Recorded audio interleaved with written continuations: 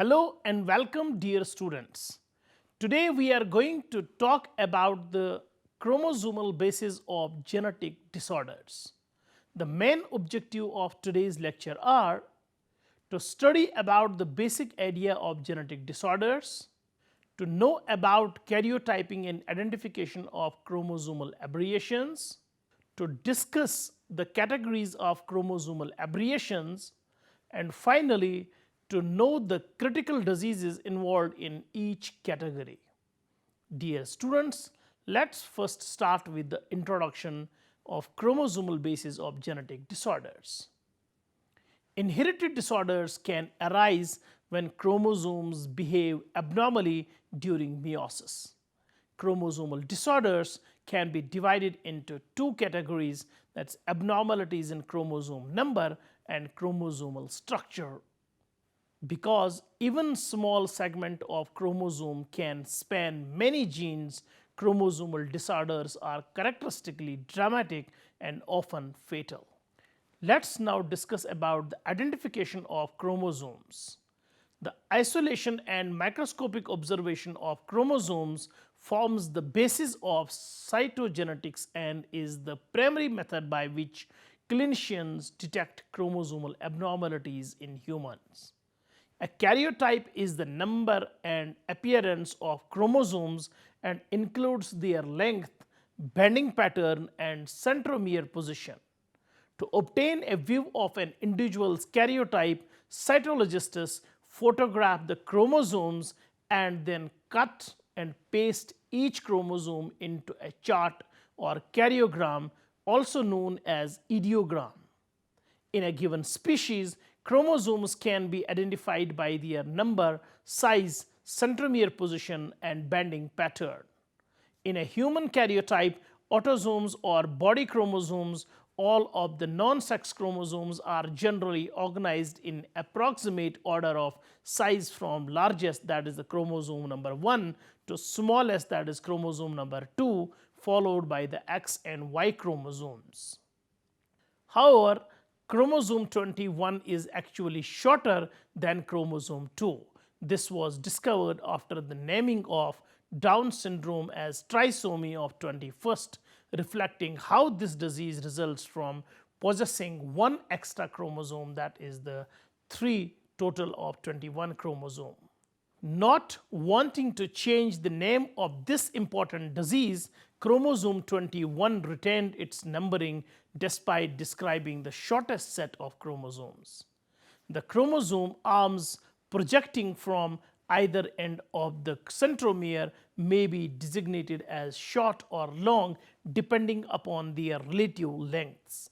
The short arm is abbreviated P for peptide, whereas the long arm is abbreviated Q because it follows P alphabetically. Each arm is further subdivided and denoted by a number. Using this naming system, locations on chromosomes can be described consistently in the scientific literature. Dear students, let's talk about the identification of chromosomal aberrations. Geneticists use karyograms to identify chromosomal aberrations. Although Mendel is referred to as the father of modern genetics, he performed his experiments with none of the tools that the geneticists of today routinely employ. One such powerful cytological technique is karyotyping, a method in which traits characterized by chromosomal abnormalities can be identified from a single cell. To observe an individual's karyotype, a person's cells like white blood cells are first collected from a blood sample or other tissue. In the laboratory, the isolated cells are stimulated to begin actively dividing. A chemical called colchicine is then applied to cells to arrest condensed chromosomes in metaphase. Cells are then made to swell using a hypotonic solution so the chromosomes spread apart. Finally, the sample is preserved in a fixative and applied to a slide. The geneticist then stains chromosomes with one of several dyes to better visualize the distinct and reproducible banding patterns of each chromosome pair. Following staining, the chromosomes are viewed using bright field microscopy. A common stain choice is the Giemsa stain. Giemsa staining results in approximately 400800 bands of tightly coiled DNA and condensed proteins arranged along all of the 23 chromosome pairs. An experienced genetist can identify each band in addition to the banding patterns. Chromosomes are further identified on the basis of size and centromere location. To obtain the classical depiction of the karyotype in which homologous pairs of chromosomes are aligned in numerical order from longest to shortest, the genetist obtains a digital image, identifies each chromosome, and manually arranges the chromosomes into this pattern. At its most basic, the karyogram may reveal genetic abnormalities in which an individual has too many or too few chromosomes per cell. Examples of this are Down syndrome, which is identified by a third copy of chromosome 21, and Turner syndrome, which is characterized by the presence of only one X chromosome in women instead of the normal 2. Geneticists can also identify large deletions or insertions of DNA. For instance, Jacobsen syndrome, which involves distinctive facial features as well as heart and bleeding defects, is identified by a deletion on chromosome 11. Finally, the karyotype can pinpoint translocations which occur when a segment of genetic material breaks from one chromosome and reattaches to another chromosome or to a different part of the same chromosome. Translocations are implicated in certain cancers, including chronic myelogenous leukemia. During Mendel's lifetime, inheritance was an abstract concept that could only be inferred by performing crosses and observing the traits expressed by offsprings. By observing a karyogram, today's geneticists can actually visualize the chromosomal composition of an individual to confirm or predict genetic abnormalities in offsprings even before the birth. Dear students, let's talk about disorders in chromosome number. Of all of the chromosomal disorders, abnormalities in chromosome number are the most obviously identifiable from a karyogram. Disorders of chromosome number include the duplication or loss of entire chromosome as well as change in the number of complete sets of chromosomes. They are caused by non-disjunction, which occurs when pairs of homologous chromosomes or sister chromatids fail to separate during meiosis. Misaligned or incomplete synapses or a dysfunction of the spindle apparatus that facilitates chromosome migration can cause non-disjunction. The risk of non-disjunction occurring increases with the age of the parents. Non-disjunction can occur during either meiosis 1 or 2 with differing results. If homologous chromosomes fail to separate during meiosis 1, the result is two gametes that lack that particular chromosome and two gametes with two copies of the chromosomes.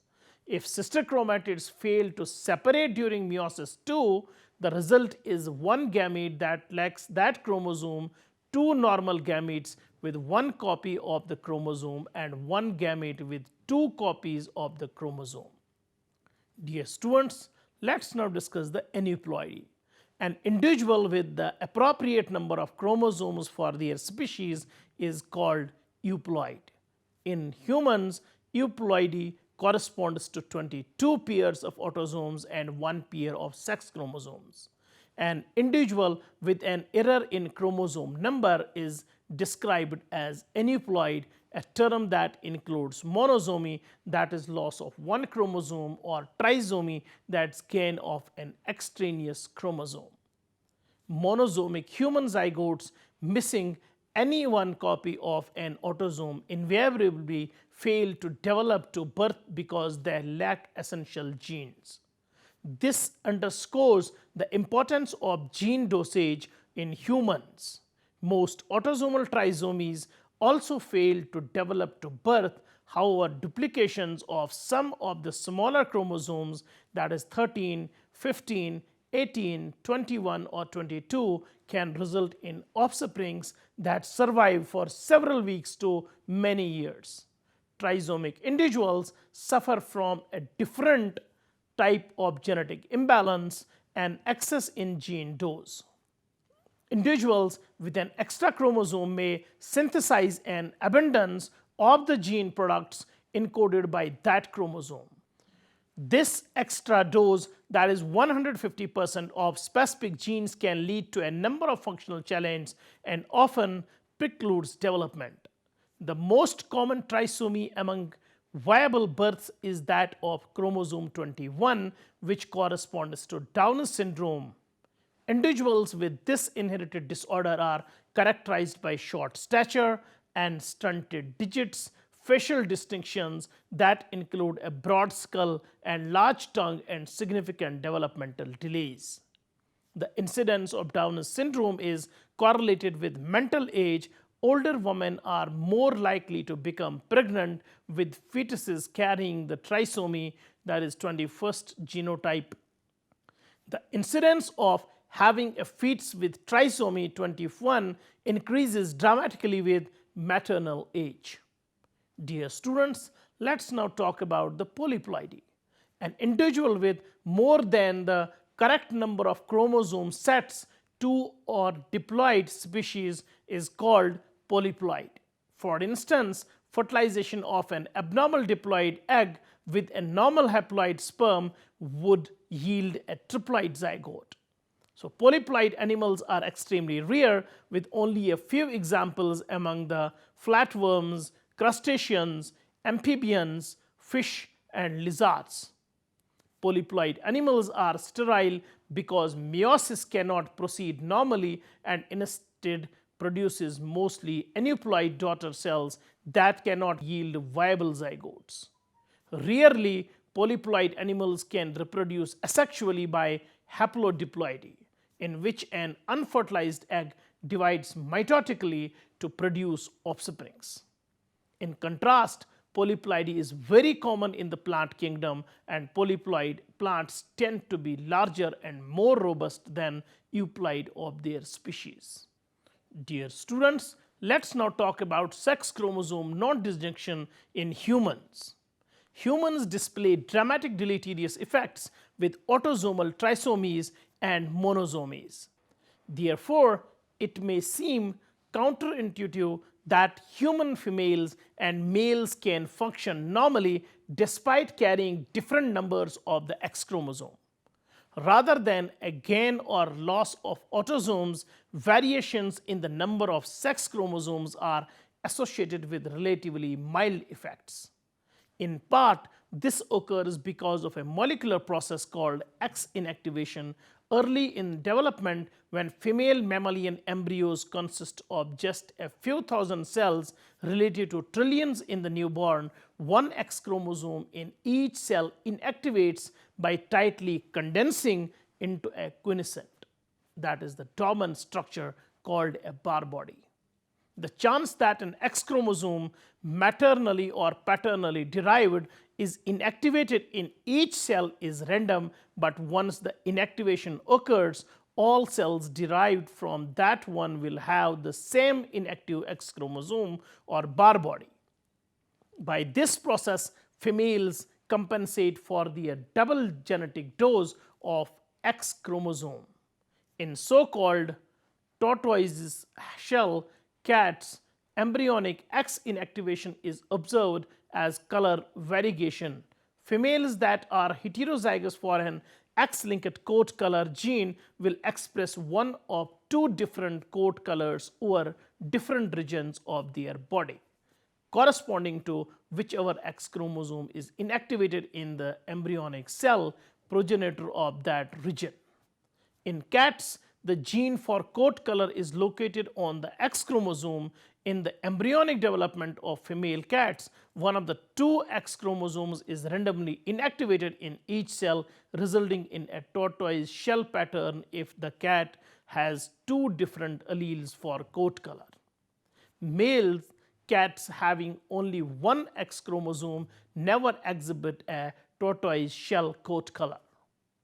An individual carrying an abnormal number of X chromosomes will inactivate all but one X chromosome in each of her cells. However, even inactivated X chromosomes continue to express a few genes, and X chromosomes must reactivate for the proper maturation of female ovaries. As a result, X chromosomal abnormalities are typically associated with mild mental and physical defects as well as sterility. If the X chromosome is absent altogether, the individual will not develop into utero. Several errors in sex chromosome number have been characterized. Individuals with 3 X chromosomes called XXX are phenotypically female but express developmental delays and reduced fertility. The XXY genotype corresponding to one type of Klinefelter syndrome corresponds to phenotypically male individual with small testes, enlarged breasts, and reduced body hair. More complex types of Klinefelter syndrome exist in which the individual has as many as 5 X chromosomes. In all types, every X chromosome except one undergoes inactivation to compensate for the excess genetic dosage. This can be seen as several bar bodies in each cell nucleus. Turner syndrome, characterized as an X0 genotype that's only a single sex chromosome is present, corresponds to a phenotypically female individual with short stature, webbed skin in the neck region, hearing and cardiac impairments, and sterility. Dear students, let's now discuss about the duplications and deletions. In addition to the loss or gain of an entire chromosome, a chromosomal segment may be duplicated or lost. Duplications and deletions often produce offspring that survive but exhibit physical and mental abnormalities. Duplicated chromosomal segments may fuse to existing chromosomes or may be free in the nucleus. Cri du chat, from the French for cry of the cat, is syndrome associated with nervous system abnormalities and identifiable physical features that result from a deletion of most of 5p, the small arm of chromosome 5. Infants with this genotype emit a characteristic high-pitched cry on which the disorder name is based. Dear students, let's now discuss the chromosomal structural rearrangements or abnormalities. Cytologists have characterized numerous structural rearrangements in chromosomes, but chromosome inversion and translocations are the most common. Both are identified during meiosis by the adaptive pairing of rearranged chromosomes with their former homologs to maintain appropriate gene alignment. If the genes carried on two homologs are not oriented correctly, a recombination event could result in the loss of genes from one chromosome and the gain of genes on the other. This would produce aneuploid gametes. Dear students, let's discuss about chromosomal inversions. A chromosome inversion is the detachment, 180-degree rotation, and reinsertion of a part of a chromosome. Inversions may occur in nature as a result of mechanical shear or from the action of transposable elements. Special DNA sequences capable of facilitating the rearrangement of chromosome segments with the help of enzymes that cut and paste DNA sequences. Unless they disrupt a gene sequence, inversions only change the orientation of gene and are likely to have more mild effects than aneuploid errors. However, altered gene orientation can result in functional change because regulators of gene expression could be moved out of position with respect to their targets, causing aberrant levels of gene products. An inversion can be pericentric, and include the centromere or paracentric and occur outside of the centromere. A pericentric inversion that is asymmetric about the centromere can change the relative lengths of the chromosome arms, making these inversions easily identifiable. Pericentric inversions include the centromere and paracentric inversions do not include centromere. A pericentric inversion can change the relative lengths of the chromosome arm, a paracentric inversion cannot. When one homologous chromosome undergoes an inversion but the other does not, the individual is described as an inversion heterozygote. To maintain point-for-point synapses during meiosis, one homolog must form a loop and the other homolog must mold around it. Although this topology can ensure that the genes are correctly aligned, it also forces the homologs to stretch and can be associated with regions of imprecise synapses.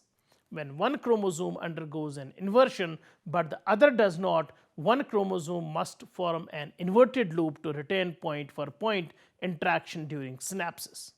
This inversion pairing is essential to maintaining gene alignment during meiosis and to allow for recombination. Dear students, let's talk about evolutionary connection of chromosomal inversions. The chromosome 18 inversion, not all structural rearrangement of chromosome produce non-viable, impaired or infertile individuals. In rare instances, such a change can result in the evolution of a new species. In fact, a pericentric inversion is chromosome 18 appears to have contributed to the evolution of humans. The inversion is not present in our closest genetic relatives, the chimpanzees. Humans and chimpanzees differ cytogenetically by pericentric inversions on several chromosomes and by the fusion of two separate chromosomes in chimpanzees that correspond to chromosome 2 in humans. The pericentric chromosome 18 inversion is believed to have occurred in early humans following their divergence from a common ancestor with chimpanzees approximately 5 million years ago. Researchers characterizing this inversion have suggested that approximately 19,000 nucleotide bases were duplicated on 18 chromosome and the duplicated region inverted and reinserted on chromosome 18 of an ancestral human. A comparison of human and chimpanzee genes in the region of this inversion indicates that two genes, ROC1 and USP14, that are adjacent on chimpanzee chromosome 17, which corresponds to human chromosome 18, are more distantly positioned on human chromosome 18. This suggests that one of the inversion breakpoints occurred between these two genes. Interestingly, humans and chimpanzees express USP14 at distinct levels in specific cell types, including cortical cells and fibroblasts. Perhaps the chromosome 18 inversion in an ancestral human repositioned specific genes and reset their expression levels in a useful way. Because both ROC1 and USP14 encode cellular enzymes, a change in their expression could alter cellular function. It's not known how this inversion contributed to hominid evolution, but it appears to be a significant factor in the divergence of humans from other primates. Dear students, let's talk about now the translocations. A translocation occurs when a segment of a chromosome dissociates and reattaches to a different non-homologous chromosome. Translocations can be benign or have devastating effects depending on how the positions of genes are altered with respect to regulatory sequences. Notably, specific translocations have been associated with several cancers and with schizophrenia. Reciprocal translocations result from the exchange of chromosome segments between two non-homologous chromosomes, such that there is no gain or loss of genetic information. A reciprocal translocation occurs when a segment of DNA is transferred from one chromosome to another non-homologous chromosome. Dear students, let's now summarize the lecture. The number, size, shape, and bending pattern of chromosomes make them easily identifiable in a karyogram and allows for the assessment of many chromosomal abnormalities. Disorders in chromosome number or aneuploidies are typically lethal to the embryo, although a few trisomic genotypes are viable. Because of X inactivation, aberrations in sex chromosomes typically have milder phenotypic effects. Aneuploidies also include instances in which segments of a chromosome are duplicated or deleted. So chromosome structures may also be rearranged, for example by inversion or translocation. Both of these aberrations can result in problematic phenotypic effects because they force chromosomes to assume unnatural topologies during meiosis. Inversions and translocations are often associated with reduced fertility because of the likelihood of non-disjunction. Dear students, it was all about today's lecture on basis of chromosomal abnormalities. Hope you have understood it well. Take care. Goodbye.